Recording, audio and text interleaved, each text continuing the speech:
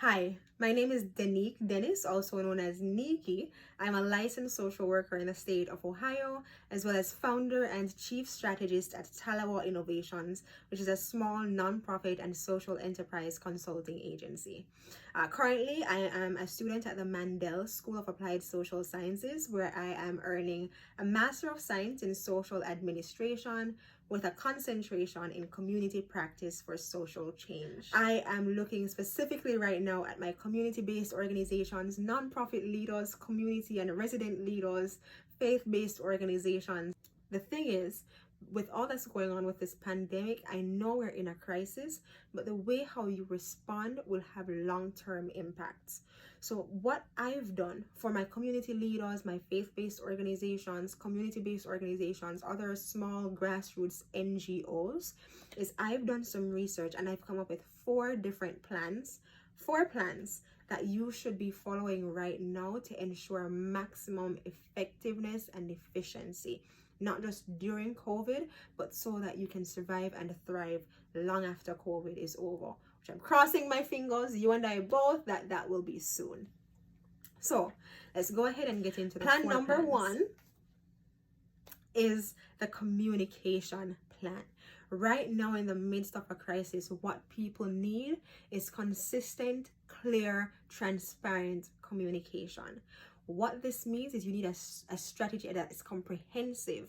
You need to make sure that you're updating your contact lists, making sure that you have email addresses, phone numbers, social media handles, all of those, so that you can stay in touch. I'm looking at my resident leaders right now, that you can stay in touch with your communities. Right now, what I need you to be thinking about is the best way to engage with people. Figuring out, when you have your contact list updated, what's the most appropriate way to engage? Is it via Zoom? Is it via phone call? How are you going to make sure that you are staying in touch? That's the question. The next thing is the importance of the communication list is that there are people in your neighborhoods who need support. Nonprofit leaders, I'm looking at you as well. Community-based organizations, looking at you. Who are the people in your neighborhoods or in your organizations that need specific support? Perhaps because they are in a vulnerable population, perhaps because they are food insecure, need resources. Who are those people? How can you stay in touch? The thing with communication is that it needs to go both ways. You need to have bilateral communication channels where you are making sure that you are disseminating information as it becomes readily available about the coronavirus and its impact on your community, but that you also have a way to hear feedback. How can you ensure that people who need the resources, who need support, can get to you as a community leader or as a community-based organization really easily? Is your information well known? Your contact information well known and well disseminated? When I talk about serving, I'm not just talking about your external community and those you serve. I'm talking also about your staff, your volunteers. You need to make sure that your board, staff, volunteers, everybody who had a stake in the operational functioning of the business actually knows what's going on. They know what's expected of them during this time, and they know how to offer you feedback and how to be supervised, how to get support if they need it during this time. Make sure you have a comprehensive plan where you have a clear message that you're communicating, not wreaking havoc, but that you are talking about how you will continue to serve the community as well as those who are most proximal to your organization during this time. The second plan that you'll need to have is your service plan. How do you think you will be able to continue to serve the communities during this time? If you are an organization that's being pulled forward right now because you offer an essential service, how do you plan to maintain service? Think of all the programs that you do that might not be possible right now in terms of funding and capacity, but you need to be thinking of the core programming that would best serve your community and sticking to it. Of course, you need to be mindful of the government and the CDC's guidelines of how to maintain social distance during this time. So now, in the time of staying home, how can you convert all of your resources and services to online. And the thing of these times is you need to be careful that you're providing content and you're providing resources that individuals truly, truly need. If you are an organization or a community leader and you are unsure of how you could be best serving your community and your clients, it is absolutely okay to ask. When you call people up on the phone, or when you're talking to them, when you're Zoom calling, when you're in the DMs on Instagram, figure out what people need. Just ask. I know these are scary times. I know everybody is rallying together. How can I serve you? How can I as a community leader serve you? How can we as an organization serve you? These are questions to ask so that you can be responsive in your service plan. So figuring out what the guidelines are, going virtually, asking questions. Third plan that I want to walk you through is the business continuity or the operational continuity plan. Ideally, you would have had this plan in place a long time ago and would have sprung into action immediately when coronavirus became a thing. That might not be true for everybody. We might not have been that preemptive. And so what I want you to do right now, even now, is to develop a plan to get through this. Develop a strategy to walk through this. The other thing is, it's not just for right now and how to survive, but this plan will position you to survive long after coronavirus as well. When we talk about business continuity and operational continuity, the main question that I want you to be answering now as a resident leader or as a nonprofit, as a community-based organization, is what is my current capacity? Now, this will include your infrastructure. Now that we're moving to working from home, do you have the resources? Does your staff, your volunteers, do they have the resources to do the work that you typically do while staying at home and observing the quarantine regulations? I want you to be looking not just at infrastructure, but also your budget. Now that things are at this standstill for some, or this hyper movement for others, what does your budget look like? Can you sustainably help your organization during COVID? Do you have enough funds in reserve to actually pull on and serve your communities during this time for the next month, for the next 2 months? Are you prepared in that way? Because that will shape your service plan, as I mentioned before. Because it is a pandemic, you never know who might be ill.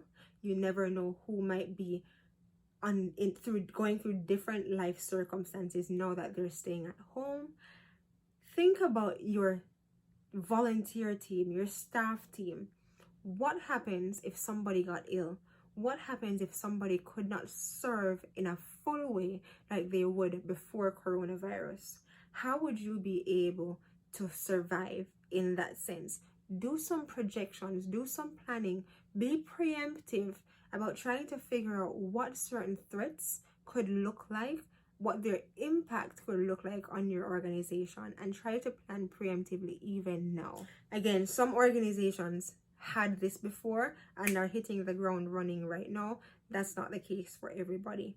So I need you to come up with a plan. Really stop, look and listen. What are the lessons that you're learning right now that could help you to reflect on your capacity to serve and make changes as we ride out the remainder of this really crazy coronavirus situation?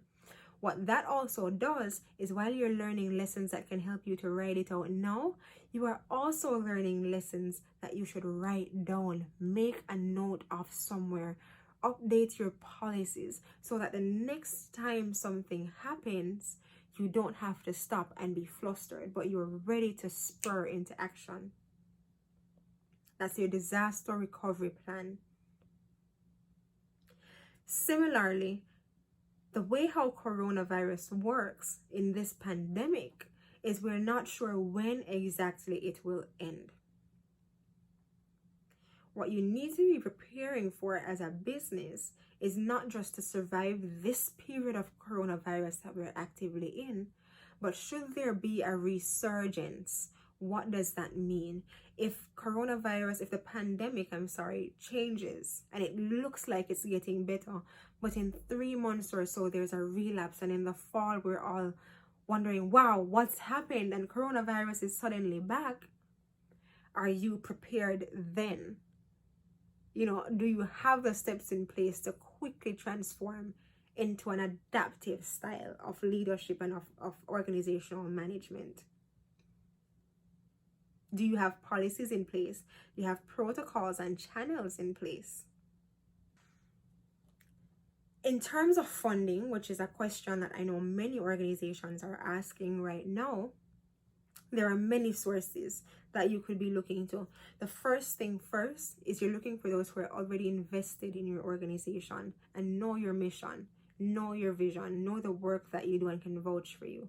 So this is a time to go down your donor database, really mine it, go through it, and see who are those larger individual donors that could be supporting you right now. Those are the people that we should be tapping into. Another channel for resources, for funding resources, are philanthropic organizations.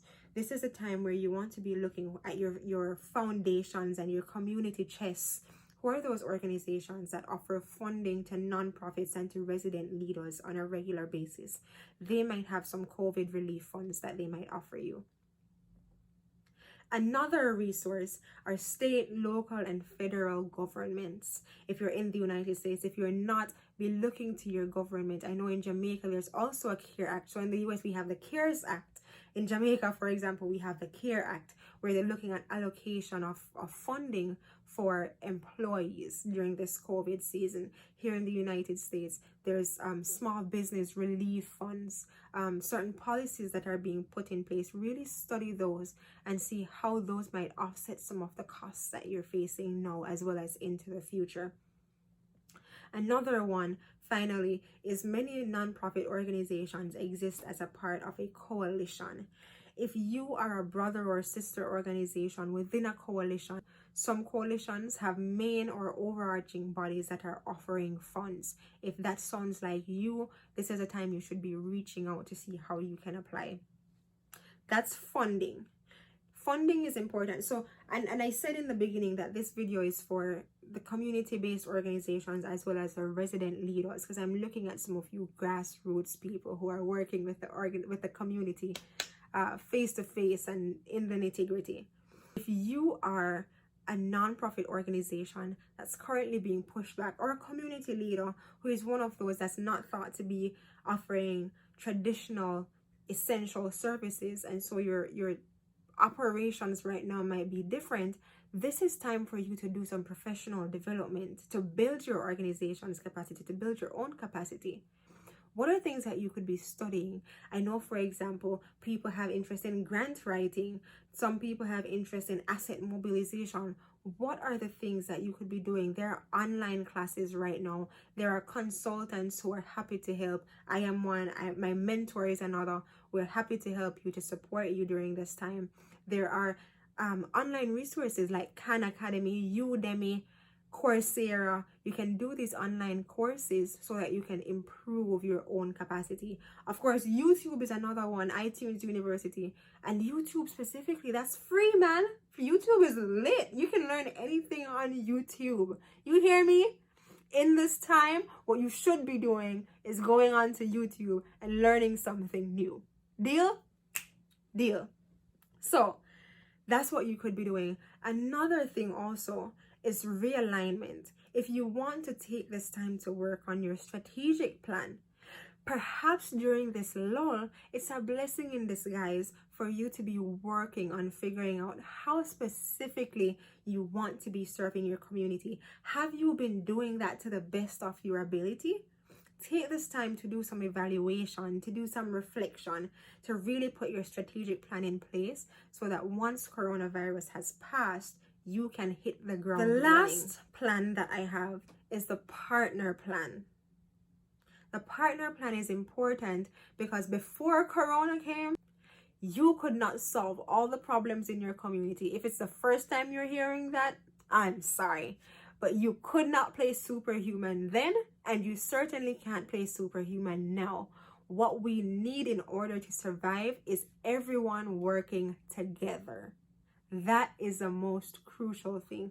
And so what you can be doing is encouraging and being a part of cross-sectoral or multi-sectoral collaborations.